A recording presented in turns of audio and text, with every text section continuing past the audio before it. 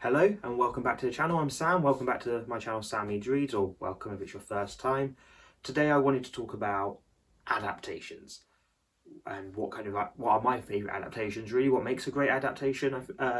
And this all comes off of the back of seeing Dune 2 recently and watching Dune 1 and Dune 2 back to back, and really kind of loving those films and thinking what a fantastic adaptation and what a great job Denis Villeneuve has done with that book, with Frank Herbert's book. So I guess I'll start there without further ado in terms of some of my top 5 adaptations, and start with Dune. And I've not seen the David Lynch version. I've got it on 4K and I've been waiting to basically see the Denis Villeneuve version, and I'm going to go back and watch the David Lynch version, although I know there will definitely be like a mixed reaction to that version. But the Denis Villeneuve version of Dune is fantastic. It captures so much of the essence and the spirit of the book, which I think is kind of the important thing with most adaptations.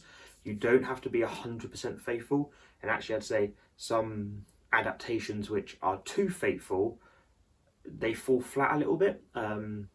It's a different medium. Moving picture medium is much different to the written word, and so that's where I feel like Denis Villeneuve's done such a great job of capturing that essence. Yes, there's been changes. Yes, he's cut bits out, moved things around, but they all work. Even added little bits in, but it all works to tell the story that was being told, and just create a fantastic film. And that's also what you kind of want, is that you can have I'm going to have an example here of an adaptation which the author hated, but it's such a fantastic film. I'd say it's a fantastic adaptation because it's taken the original work, adapted it, which is obviously the main thing here, and created something equally or if not better than the original. So my first one is going to be Dune.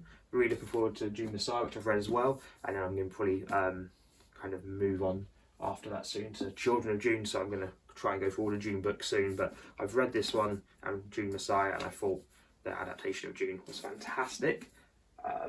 Talking of that book which the author hated, but I think it's a fantastic adaptation, my second favourite adaptation is The Shining. I'm a massive Stephen King fan, as I've mentioned before. I'm also quite a big Stanley Kubrick fan, and I think his version of The Shining is fantastic. It is different. And talking about capturing the spirit of the book, I don't necessarily think he does capture the same spirit that Stephen King was writing about. I think when I read the book, I was scared of the house, the hotel. It was a scary hotel, whereas when I watched the film, I think I'm more scared of Jack Nicholson. But I do think it's still a really good adaptation. It's a fantastic film and a fantastic book. Like I say, Stephen King hates it himself, but I think he tried to adapt himself for TV, and it was nowhere near as good as the Stanley Kubrick version. So that's going to be my second favourite adaptation. I'll go on to my third. Maybe I'm going through these a bit too fast, but I'll maybe slow down a bit. But yeah, my third is Annihilation by Jeff Vandermeer, and that was adapted for a Netflix film by Alex Garland. Really enjoyed this book. I've read this sequel as well, Authority. I still need to read Acceptance, and I mean, the adaptation just captured all the creepiness of the book. It captured the otherworldliness of something within our world. Again, there were some changes made, but I think they all still kind of fitted the spirit of the book and kept to the tone of the book as well. And Alex Garland's one of those, say he's a writer director, and he's adapted his own work for films and worked on lots of screenplays before moved on to directing, and he's fantastic. I'm really looking forward to his new film Civil War. He also done a TV show called Devs, which was really good. But Annihilation is probably my third favourite adaptation or book to film adaptation.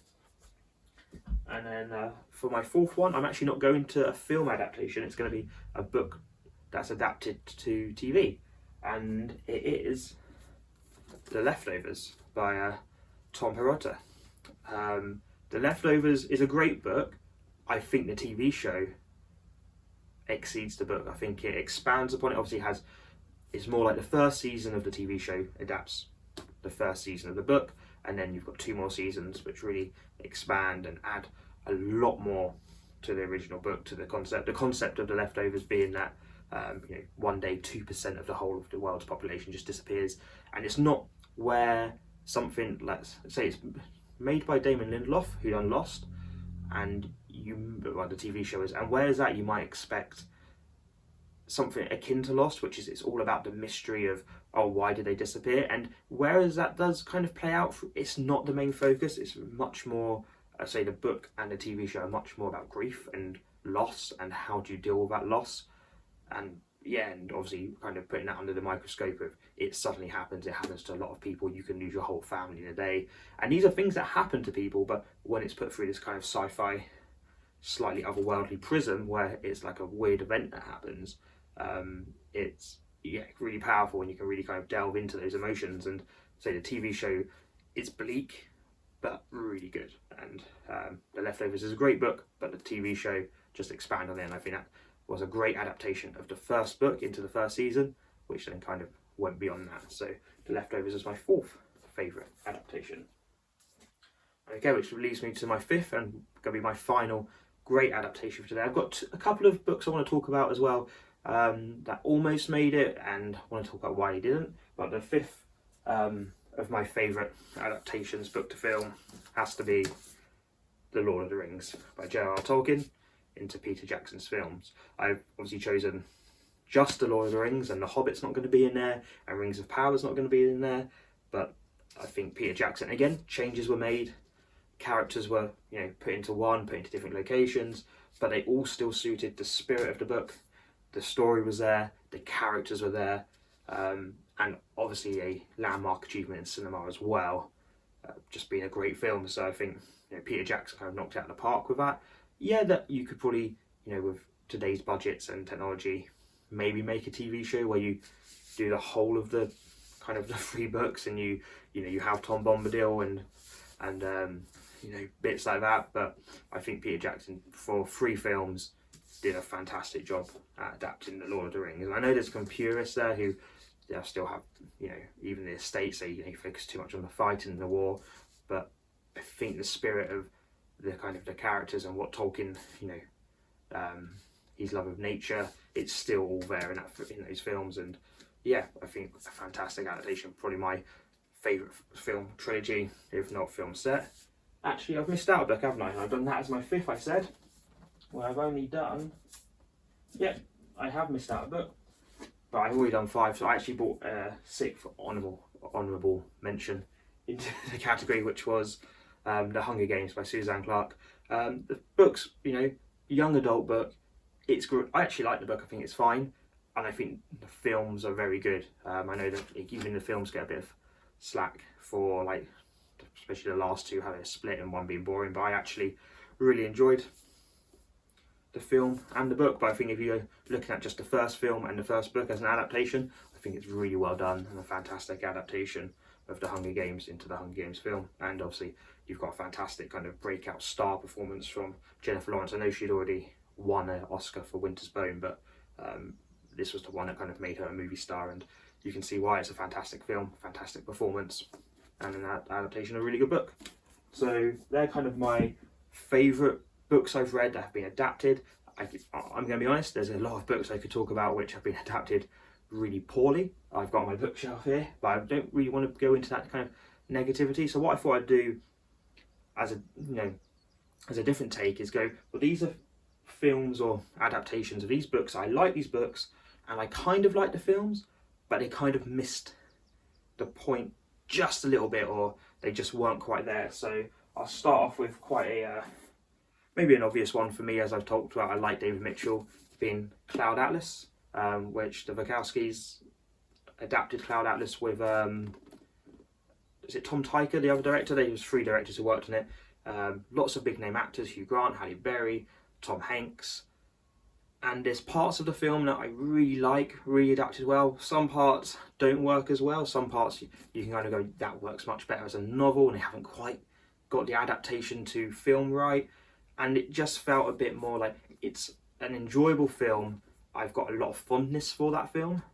And I think it was at the time like the biggest budgeted independent movie as well. So it had a big budget, but it was made with like a real independent spirit, which was really enjoyable to kind of see. It was really out there for a big Hollywood film. I saw it actually on its initial cinema run. I was that excited for it, and it didn't actually disappoint me, the film, but you can see it's not quite up there with the book. It's reached for something and it's missed, but you kind of admire the fact that it was reaching for it and it was aiming up there. Obviously, the box office didn't do it any favors. I remember being in the cinema. There was not many people watching it in the cinema with me at the time, but I really thought, yeah, the film was good, but just didn't quite live up to the book. The second kind of one which I ummed and ahed of putting into, you know, one of my favourite adaptations, but I realised if I was doing it, it was because of the part one. So where Dune, I think part one and part two, you know, they do tell one cohesive story. They should be taken as just a whole when you kind of look at those two films. The one that did the same thing, took a big book, split it into two films, was It, Stephen King's It, and the recent adaptation, the two movies, It Part 1 and Part 2. I've not actually seen the miniseries, but I felt coming out of It Part 1, I would have thought, what a great adaptation. They've done a really good job there.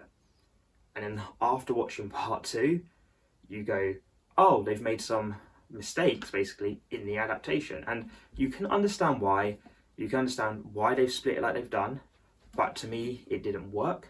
So in the book, you have characters being older, returning to their hometown, and which they then revisit things from their youth and have their memories of their youth come up, and then you read about them, you know, those events, those traumatic events, as they're kind of experiencing the same thing as adults.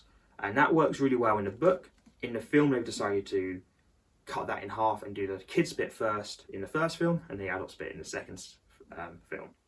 Well, to me, I think Stephen King made the decision to write it the way he did, because that's how the book works, and that's kind of the themes of the book really coming through, which is, to me, it's about these repressed childhood traumas which you then have to battle with in adult life to get over them.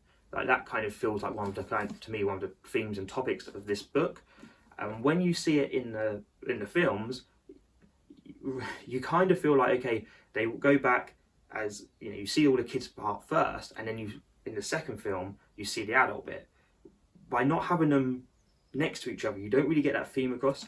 And the films then feel very similar, which is like, oh, in the first film we saw this kid went through this experience, and in the next scene this kid went through this experience, and then in the second film you're just watching the adults do the same. Whereas when you put it together, you know, that kind of, that theme of childhood trauma really comes through. I also think, to me, the big thing they missed out with it in the film was, in the books, I very much get the feeling that whilst Pennywise is scary, the bigger fear and the scariest part to me was that there's a lot of atrocities that go on within this town and the adults don't see it. And I think that's a much bigger theme in this book, which is, you know, whether it be homophobia, racism, you know, right, and done in real horrible ways, child abuse. There's a thing where the adults have kind of turned a blind eye in the same way that they don't really notice the presence of it. And I think that's a scary theme. As a kid, and again in the book, and you get that the kids are seeing all these atrocities and none of the adults are helping them. And it's and I think, especially in the climate of, you know, the world in the last few years, that could have been done in a really clever way, which just kind of wasn't addressed at all in the film.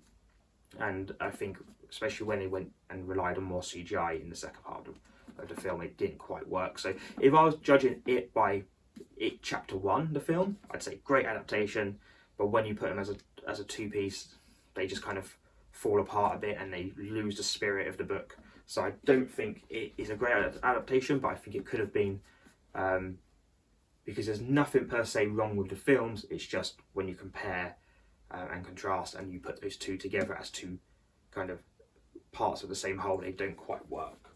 And then my last kind of book I want to talk about as an adaptation, which I actually think is a great adaptation, but it's a great adaptation of half a book, and that is East of Eden by John Steinbeck. And I love the book, and I'd actually seen the film first, but if you've ever seen the film, if you've ever read the book, or you've ever know about them, it's a fantastic film. But James Dean's in it. He's fantastic in it. Actually, gives a fantastic performance. But the film is only like the last 200 pages of a 400-page book. So you really are only getting half the story, half the adaptation. It still works. It still has the same themes and the spirits there, and say the performance, I think it's great. You can still kind of, especially as it's like a bit of an adaptation of I think it's the Book of Genesis in the Bible. It's just done in America.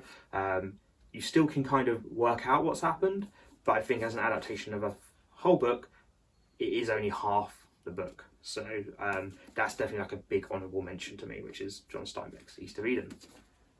Anyway, they're kind of my favourite and almost their favourite adaptations. So if you get a chance to see Dune over the weekend or over the next couple of weeks, definitely see it. See it on IMAX if you can. It's a great spectacle.